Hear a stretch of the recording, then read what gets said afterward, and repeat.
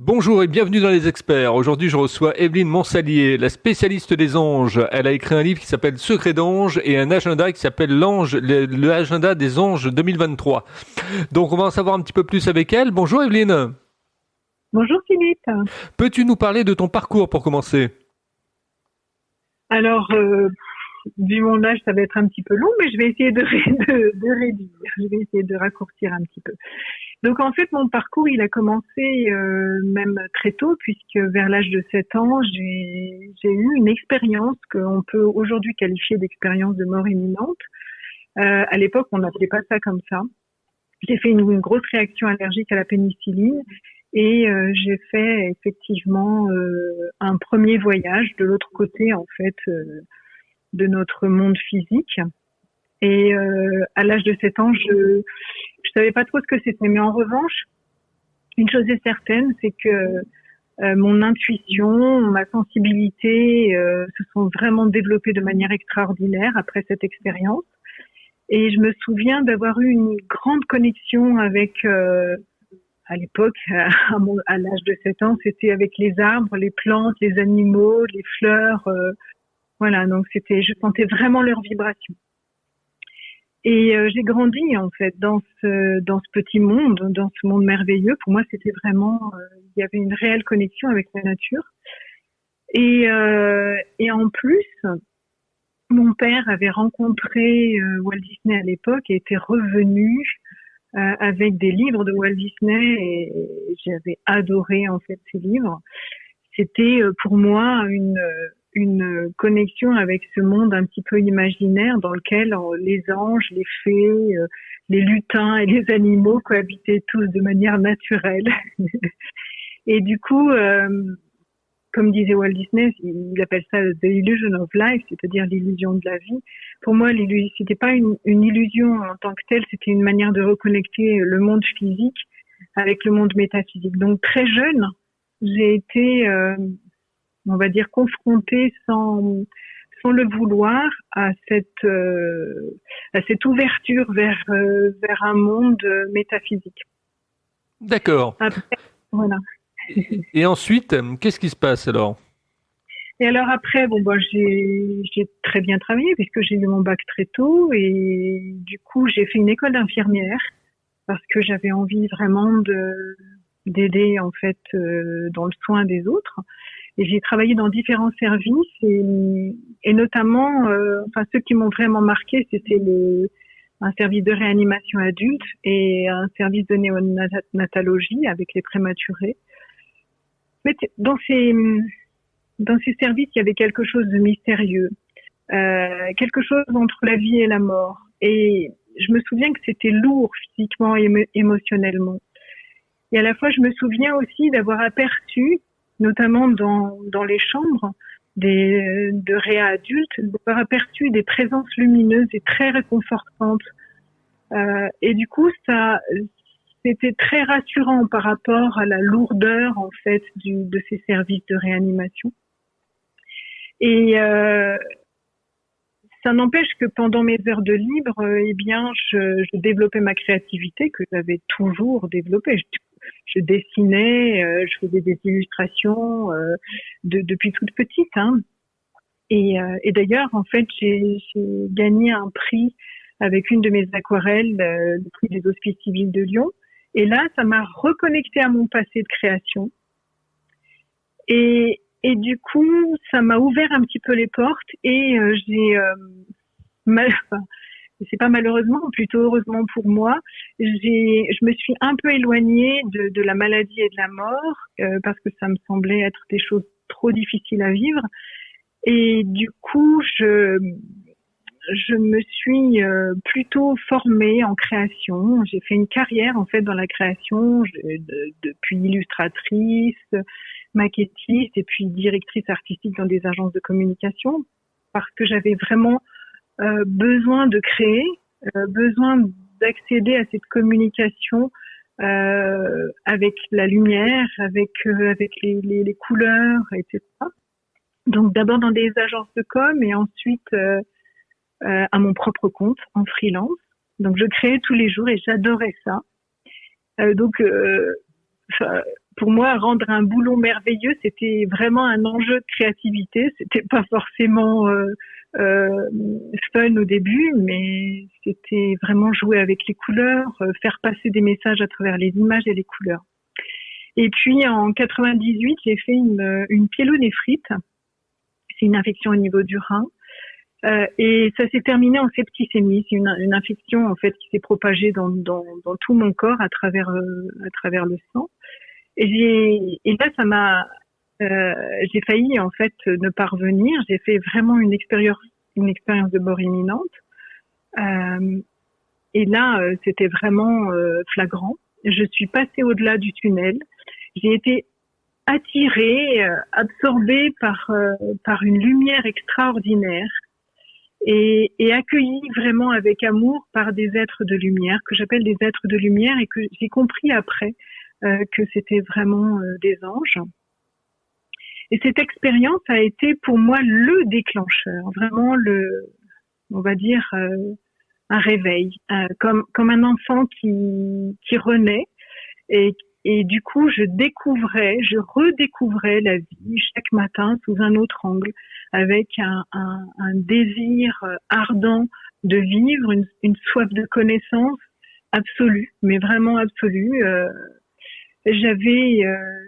Mon être était, on va dire, complètement illuminé par les informations qui m'avaient été données en fait, et qui m'ont été données pendant cette expérience.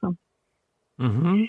Je me suis posé beaucoup de questions sur la vie et sur ce qu'il y avait au-delà des frontières de la réalité.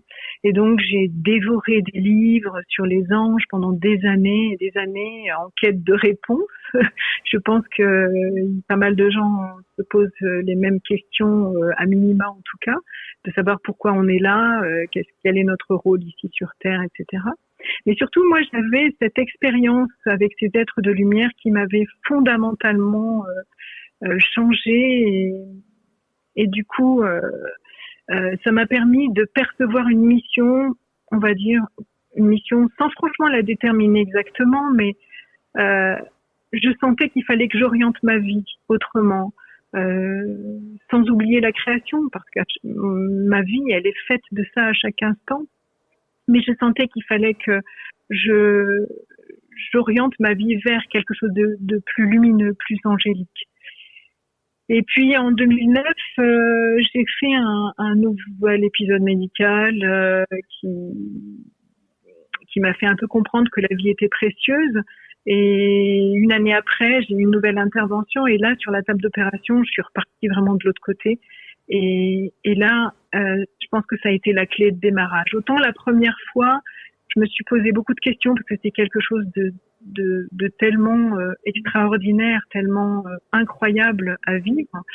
Et je veux dire, cette expérience, il n'y a aucun mot humain qui peut en fait l'expliquer et qui peut, on va dire, pour une compréhension humaine, c'est pas évident. Pourtant, cette dernière intervention, ça a été vraiment la clé de ça y est, en fait, c'était le moment pour moi vraiment de démarrer et de continuer, parce que j'ai été accompagnée chaque jour par les anges. Je suis toujours accompagnée chaque jour par ces anges, et du coup, à cette époque-là, je me suis formée, mais alors formée de manière intensive en métaphysique appliquée, en hypnose, en Reiki Usui et en thérapie angélique, parce que c'était ce qui m'intéressait le plus, mais aussi dans différentes thérapies en fait plutôt naturelles, l'aromathérapie ou encore la florathérapie avec les élixirs de fleurs, avec différents élixirs de fleurs comme les fleurs écossaises, les fleurs de Bach, les fleurs du bush australien, etc. Mais aussi, comme je travaillais beaucoup avec les couleurs et j'avais ce lien entre la lumière et les couleurs, et du coup, je me suis formée en chromothérapie, mais aussi en naturopathie, en phytothérapie, en herboristerie aussi, puisque c'était vraiment pour moi un lien entre l'être humain et la planète. Et ce qu'il faut savoir, c'est que lors de ma première MDE, j'ai été complètement inspirée. On va dire, j'ai été baignée dans la lumière et c'est comme si chaque rayon, si on pouvait dire, c'est pas le soleil parce que c'est vraiment la lumière originelle, chaque rayon en fait de lumière m'infusait des informations sur la compréhension en fait de notre univers, la compréhension du monde, la compréhension de l'être humain, de sa composition, voilà. Et c'est un petit peu ce que je recherchais quelque part en sortant du milieu hospitalier. Je me suis toujours demandé comment on pouvait faire pour ne pas en arriver là. Comment fallait-il faire pour ne pas être malade et ne pas arriver à des extrêmes dans les hôpitaux. D'accord. Et voilà. C'est très intéressant. Et donc oui, alors du coup, tu te mets à écrire ton premier livre à partir de quand? Alors pour tout te dire, j'ai écrit pas mal. Déjà, je pense carrément inspirée par les anges et poussée vraiment par derrière par les anges. J'ai commencé à écrire, mais j'avais une certaine forme de timidité qui me disait est-ce que c'est le moment, et puis à un moment donné ça a été complètement flagrant. La demande des anges a été vraiment très très très très présente. C'est comme s'ils me disaient bon allez, ça y est, il faut que tu y ailles là quoi. C'est bon, tu as assez pendant une dizaine d'années là, c'était un petit peu timide, mais c'est le moment. Les gens en ont besoin et le monde en a besoin. Donc il faut que tu écrives, il faut que tu transmettes un peu tes connaissances, ton expérience au public, aux gens de façon très très naturelle, très simple. À la portée de tous pour que ça soit compréhensible. Ce n'est pas simplement le monde des anges comme on le connaît depuis des siècles et des siècles. C'est quel est le lien qu'il y a entre ce monde angélique et la vie actuelle et le monde actuel. Et Dieu sait que c'est pas, on s'éloigne de plus en plus de ce monde angélique et pourtant il y en a beaucoup qui se reconnectent à ce monde angélique. Et là, il y a eu vraiment ce déclic où j'ai commencé par faire des formations. Donc j'ai d'abord formé les gens en thérapie angélique. Et il y a un éditeur qui m'a appelé en disant on adore votre approche, on aime beaucoup votre approche sur les anges. C'est la première fois qu'on voit ça.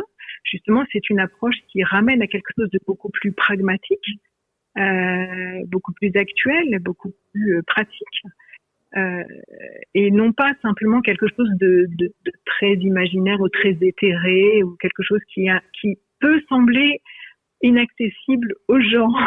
Voilà.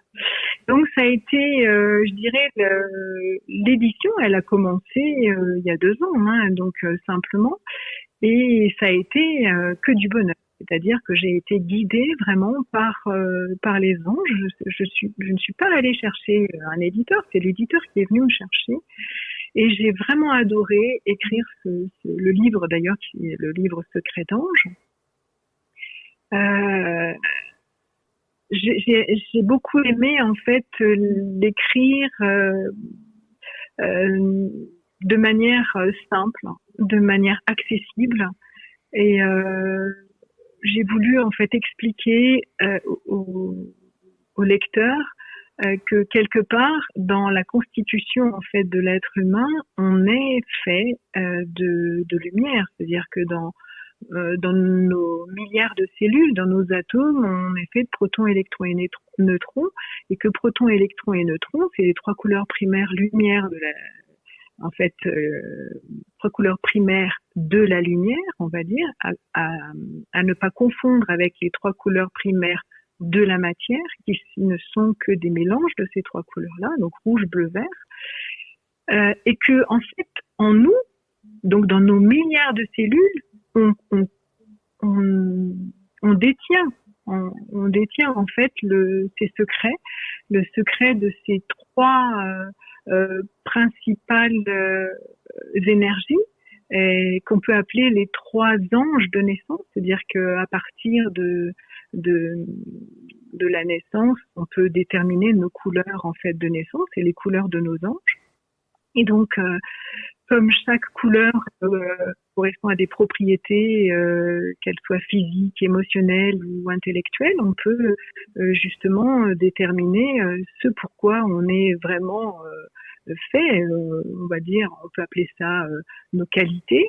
Et à la fois qui peuvent être aussi des difficultés si on utilise un petit peu trop ces couleurs. Mais donc la compréhension de ces trois couleurs primaires qui correspondent aux trois anges de naissance, l'ange physique, l'ange émotionnel et l'ange d'intellect, l'ange mental, sont révélés en fait dans ce premier livre. Et du coup, eh bien, à partir de là, j'ai été contactée aussi pour l'écriture de l'agenda des anges 2023. Et je suis actuellement en train d'écrire un autre livre, mais malheureusement, je ne peux pas vous en dire plus parce que ce secret oblige. Je pense qu'en 2023, on aura, enfin, vous en saurez plus puisqu'il sortira en 2023 et je pense que vous allez l'adorer aussi parce que c'est sur quelque chose d'aussi pragmatique et toujours en relation avec les anges. D'accord. Alors, peux-tu nous parler d'une journée type de travail? Comment ta journée se décompose du matin jusqu'au soir? Qu'est-ce que tu fais? Quelles sont les différentes tâches? Alors déjà, le matin, avant même de me lever, il y a une première période de connexion, je pense avec les anges, une période où vraiment mon esprit se laisse un petit peu guider et inspirer par les anges avant même de mettre les deux pieds au sol. Et ensuite, eh bien, je vais me connecter évidemment aux anges. Je vais donc regarder l'ange du jour. Je vais regarder l'archange du jour, l'archange de la semaine. Je suis très inspirée aussi par la nature. Donc, au petit déjeuner, je vais donner, en fait, distribuer quelques graines à mes mésanges. Alors c'est très étonnant parce qu'en vous disant ça, je me rends compte que les oiseaux que j'ai, ce sont des mésanges, donc mésanges, et aux petits écureuils qui viennent chaque matin et qui m'embellissent la vie dès le matin.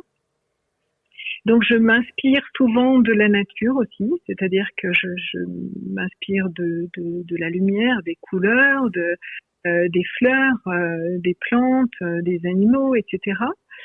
Mais surtout, j'ai aussi une autre activité, c'est-à-dire que je fais aussi pas mal de thérapie et j'ai créé ma propre méthode qui s'appelle la chromobioénergie, qui en fait est une méthode de réharmonisation de l'être humain à travers la compréhension profonde de l'être humain. Et donc, j'ai des consultations angéliques, j'ai des consultations en chromobioénergie. Je crée aussi des élixirs. Alors ça, c'est complètement inspiré par les anges. Donc j'ai créé les élixirs, les essences de fleurs sauvages des Hautes-Alpes, qui sont vraiment des fleurs magnifiques et qui permettent de vraiment nous connecter à ce monde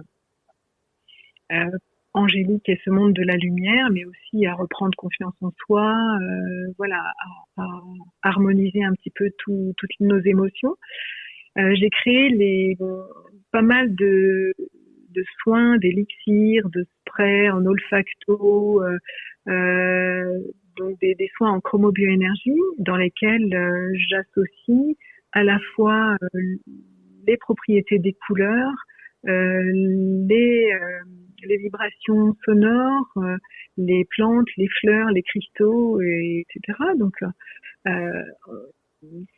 ça c'est un vrai, on va dire, c'est un vrai travail de connexion avec les anges pour répondre à des besoins, en fait, des besoins émotionnels, des besoins physiques, des besoins psychiques, mentaux. Et donc, pour vous donner un exemple, se redonner confiance en soi, éliminer les angoisses, mieux communiquer avec les anges, trouver en fait un équilibre au niveau physique, au niveau émotionnel et aussi au niveau mental. Donc ça prend une grande partie de la journée. Ah bah tout à fait. Alors, les gens doivent se poser une question en t'écoutant. On est avec Evelyne Monsalier, un spécialiste effectivement des anges. Aujourd'hui, est-ce que quelque part on peut dire que dans la hiérarchie des anges, chaque ange effectivement a une mission propre par rapport à chaque individu? Oui, alors bien entendu, c'est-à-dire que chaque ange a ses propres particularités, a son propre caractère. On va parler de vibration, puisque les anges, ce sont des fréquences, des vibrations. C'est, on va dire, on va parler de la lumière originelle qui, quand par exemple vous envoyez une lumière à travers un prisme, ça va faire un arc-en-ciel. Eh bien, la lumière originelle, elle contient toutes les qualités en fait de les couleurs. C'est-à-dire que dans le blanc, on a toutes les qualités de toutes les couleurs, lumière. Et du coup, à travers ce prisme, et donc à travers justement ce royaume angélique, on va découvrir les qualités des archanges et les qualités des anges au fur et à mesure. Et chaque ange et chaque archange, on va dire, possède, comme les êtres humains, on va dire, possède des qualités, et bien entendu des qualités angéliques et célestes. Donc, on va dire, il y a que du bon là-dedans. Et donc, en fonction de sa date de naissance, la personne on va pouvoir déterminer ses qualités physiques, ses qualités émotionnelles et ses qualités mentales, c'est-à-dire à travers son ange physique, son ange émotionnel, qui est aussi l'ange de cœur, en fait, qui va gérer les relations, et son ange mental, psychique, intellectuel, etc. Donc, on va pouvoir déterminer pour chaque personne quels sont ses anges de naissance, et donc quelles sont ses meilleures qualités qu'on pourrait développer. Et si elles ne sont pas développées, effectivement, c'est l'occasion de le faire à travers la lumière et les couleurs, à travers justement une connexion avec ces anges-là, à travers les sons, les vibrations du son. Par exemple,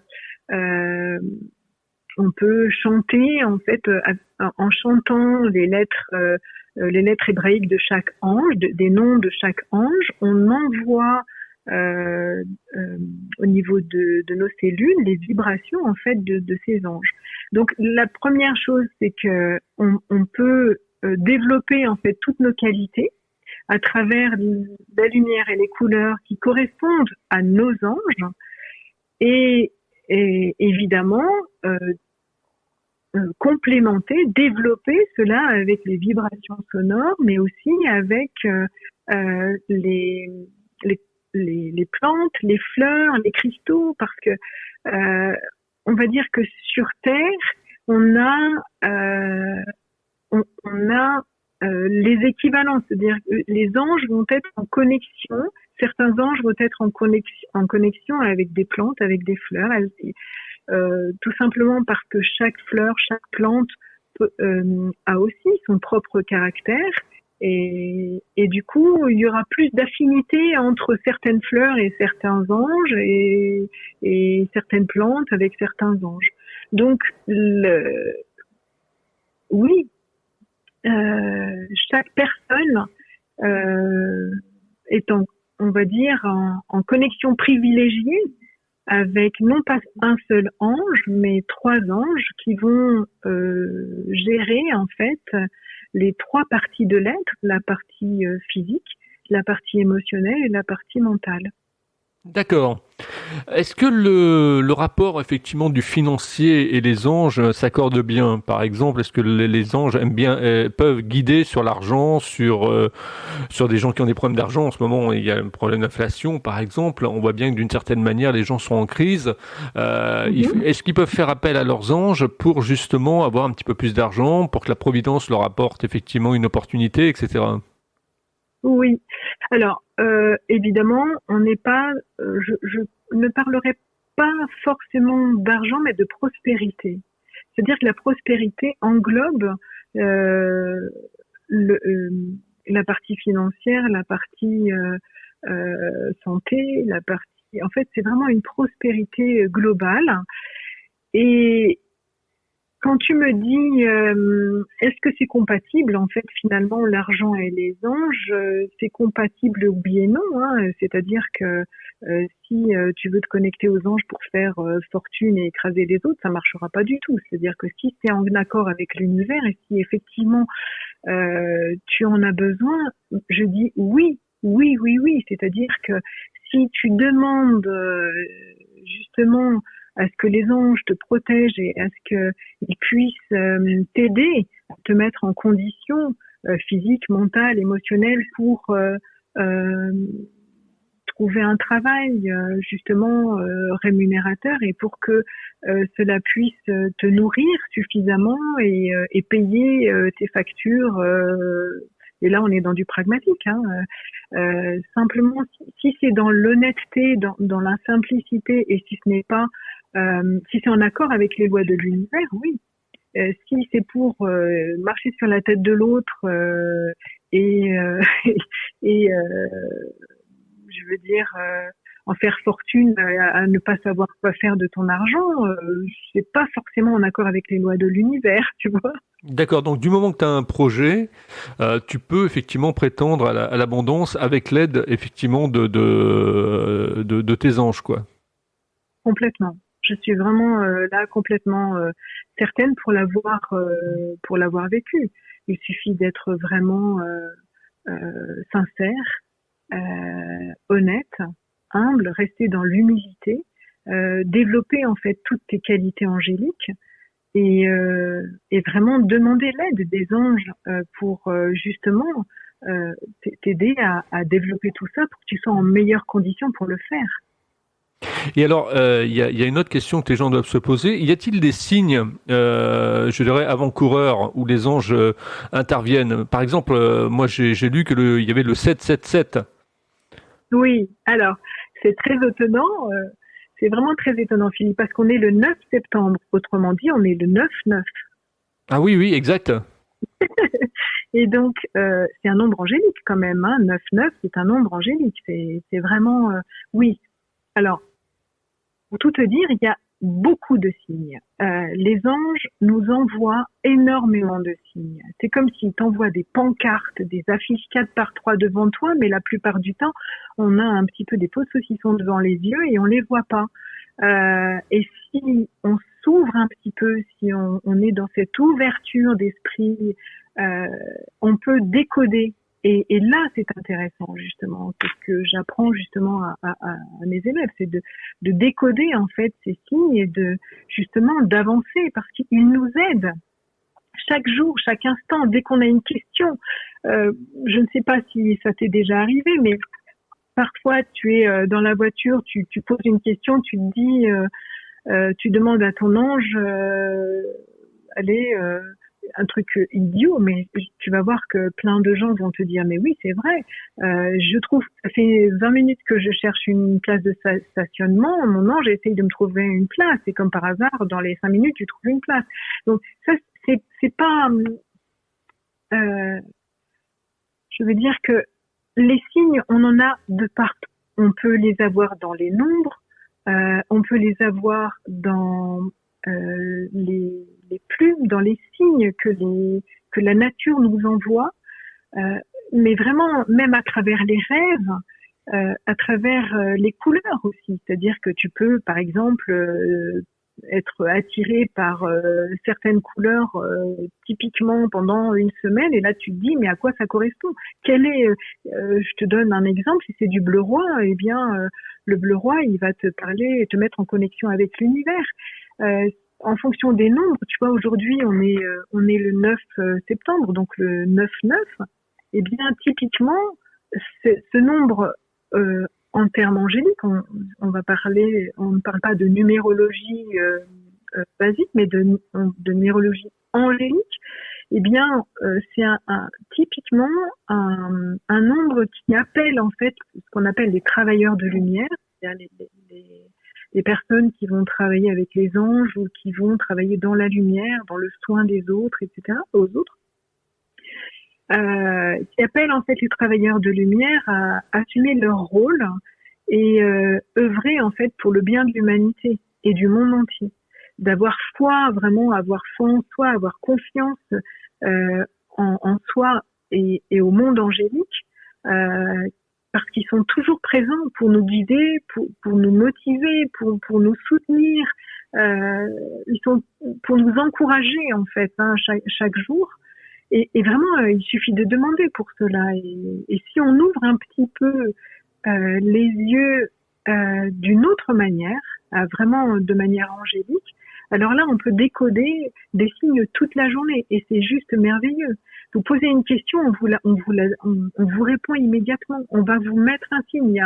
Il y a un oiseau qui va passer juste devant toi avec une forme de couleur ou il va y avoir un nuage qui va passer, ou il va y avoir parfois aussi des odeurs. Ça m'est arrivé de sentir des odeurs exquises, des odeurs de roses, de fleurs, etc., alors qu'il y avait rien, il y avait aucune fleur à côté, hein. Et tout simplement parce que j'avais posé une question en rapport avec ça et savoir s'ils étaient là, s'ils étaient près de moi parce que j'avais besoin de me sentir entourée et en fait tu peux aussi avoir certains signes comme ça, tout simplement pour te dire qu'ils sont présents, ils sont vraiment présents, ils sont présents, ils ne vont pas venir te déranger, il suffit, en revanche si tu en as besoin, il suffit de demander, ils sont là. D'accord, mais c'est vrai ce que tu dis, les plumes blanches, moi j'arrête pas d'en voir. En ce moment, j'arrête pas d'en voir. J'en vois à l'extérieur, j'en vois sur mon balcon, j'en vois des fois effectivement accroché à un arbre. C'est ça. Et tu vas te dire, tiens, c'est bizarre, on n'arrête pas de voir une plume. Et là, ce sont des plumes blanches. Donc tu vois bien que les plumes blanches, déjà le blanc, comme je te disais tout à l'heure, le blanc il contient toutes les couleurs lumière. C'est-à-dire que on ne les voit pas à travers le blanc. On ne voit pas toutes les couleurs. Et pourtant, il y a toutes les possibilités de ces couleurs-là. Et autrement dit, toutes les capacités, tout le potentiel qu'il peut y avoir. Et donc, de voir, par exemple, de voir des plumes blanches régulièrement, c'est simplement déjà pour te dire que n'oublie pas, oui, ils sont là, ils peuvent t'aider.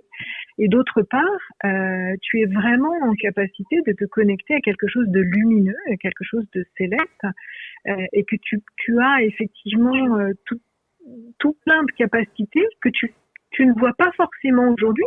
C'est bien le cas dans le blanc, c'est blanc et tu vois pas forcément les couleurs. Et pourtant, il y a bien toutes les couleurs à l'intérieur du blanc, tu vois. Ouais. Je me rappelle que étant plus petit, on avait fait une expérience à l'école. On avait en fait un moteur, on avait un cercle avec les couleurs de l'arc-en-ciel. On faisait tourner effectivement le cercle très très vite avec le moteur et on avait le blanc qui apparaissait. Oui. Ouais, ça m'a marqué cette expérience. Complètement. Et c'est vrai que là, moi, je t'apporte on va dire, une connaissance un peu plus pragmatique de ces fréquences angéliques. En réalité, ce sont des êtres qui ont une vibration tellement haute, beaucoup plus haute que la vibration humaine. Et du coup, il y a effectivement,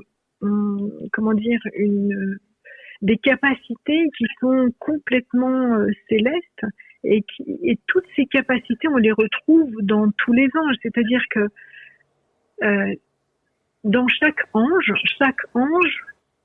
bien entendu, il a toutes les couleurs, mais il a, on va dire, il a des couleurs un petit peu plus spécifiques.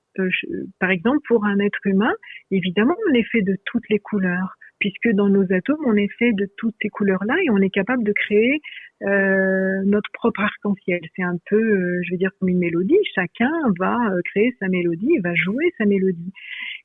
Et du coup, on va être plus orienté vers telle ou telle couleur. Par exemple, quelqu'un qui sera plus créatif, quelqu'un d'autre qui sera plus, on va dire, manuel. Tu vois, vraiment, on sera dans des registres un petit peu différents et tout ça, ça va être déterminé en fonction de nos couleurs de naissance. Tout à fait. Alors, il nous reste effectivement 2 questions et après on va conclure parce qu'on est à presque à 40 minutes. Mais c'est tellement intéressant que c'est important de te laisser parler aussi. Au niveau de la communication avec les anges, comment on leur parle? Il faut faire des prières, il faut s'adresser à eux comme à des bons potes. Eh bien là, c'est vraiment ouvre ton cœur et oui, tu peux. Chacun a, on va dire, il n'y a pas d'obligation. Alors surtout pas d'obligation. On n'est pas dans quelque chose de religieux et je m'en défends là-dessus. On a vraiment une communication très saine avec une ouverture de cœur. On va communiquer avec eux effectivement. On peut communiquer à travers des prières, à travers une simple méditation. On peut vraiment à travers la musique, à travers l'écriture aussi.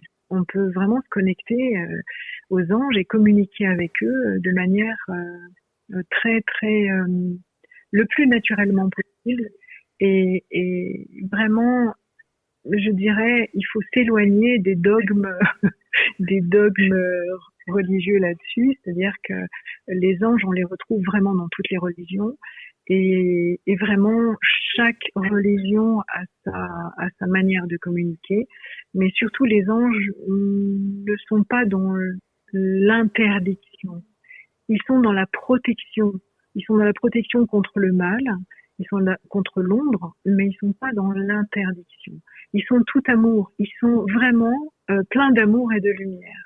Donc la façon de communiquer avec les anges, ça va vraiment venir du fond de ton cœur, de tes possibilités et de tes envies et de tes besoins. Je veux dire, t'as pas besoin d'apprendre par cœur une prière. Si tu as envie de prier, prie le plus sincèrement possible du fond de ton cœur. Et même si tu connais pas les paroles, ça va sortir tout seul parce qu'ils vont te guider. D'accord. Bah, en tout cas, le message est donné. Je pense que les gens l'ont reçu. On va terminer avec le marqueur de la question marqueur des experts. Comment tu trouves ma façon d'interviewer les gens, Evelyne? Philippe, j'aime beaucoup ta façon d'interviewer. C'est-à-dire que tu laisses en fait la porte ouverte. Quand je te parlais d'ouverture de cœur, je pense que tu es dans cette ouverture de cœur et tu laisses les gens s'ouvrir justement à cette interview. Je trouve que c'est assez libre et à la fois, ce qui est très intéressant, c'est que tu es un peu comme un ange lors de l'interview. Tu guides aussi les personnes pour pas qu'ils se sentent perdus. Oui, c'est mon travail aussi, d'orienter et de faire en sorte, effectivement, de donner du sens à tout cela.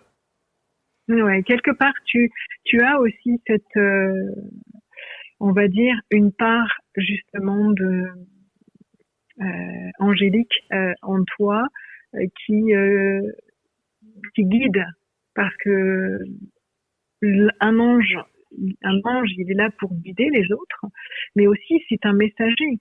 Un ange, c'est un messager. Et quelque part, à travers tes interviews, tu fais passer des messages. Ah oui, tout à fait, tout à fait. Je le dis souvent d'ailleurs, je dis je suis un messager. Hein. Voilà. En tout cas, merci Evelyne Monsalier qui est avec nous aujourd'hui. Alors, je vous invite à lire ses livres. Donc, le premier qui s'appelle Secret d'ange, un très très beau livre avec effectivement des belles illustrations, des beaux textes, vraiment quelque chose que vous pouvez offrir, un beau cadeau à offrir à ceux que vous aimez. Et puis également l'agenda des anges 2023, donc effectivement que j'ai reçu il y a très très peu de temps. Et Evelyne me l'a envoyé effectivement pour ma compagne parce que c'est une amoureuse des anges également. Elle aime apprendre, elle aime découvrir effectivement donc ce que sont les anges et ce qu'ils peuvent nous apporter. Donc elle nous a fait ce cadeau. Merci Evelyne. Et si vous aussi vous voulez être interviewé dans les experts, vous me contactez sur contact@libre-antenne.fr, contact@libre-antenne.fr.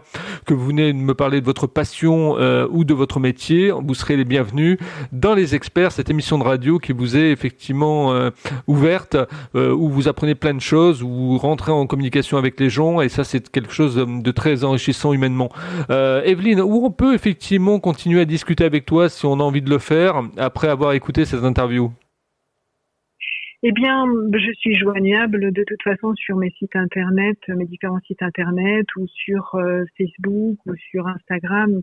J'ai le site en fait angelspirit.fr où vraiment il y a quelques informations, ou encore le site de Biofinity en fait BIOPHINITY. Et là vous allez pouvoir trouver les produits de soins sur Biofinity Market, etc. En fait, c'est une compréhension. Mais vraiment, je suis joignable d'un petit peu partout. Vous verrez. Et sur le livre, à la fin du livre, il y a tous les sites. On peut aussi me joindre à l'école internationale de chromobioénergie, où il y a une formation spécifique sur les anges, sur 3 niveaux. Donc vraiment, il y a de nombreuses portes en fait de connexion là-dessus. En tout cas, je pense que ta compagne va adorer l'agenda des anges là, 2023 parce qu'il y a des recettes à l'intérieur avec justement des petits trucs sympas comme à la fois des recettes d'élixir différents pour répondre à tel ou tel besoin, mais aussi des recettes, je veux dire de pâtisserie angélique, le gâteau des anges, les biscuits angéliques, etc. Voilà. Ouais, c'est très enrichissant tout cela. Merci Evelyne. Merci à toi Philippe en tout cas, et merci pour tout le monde.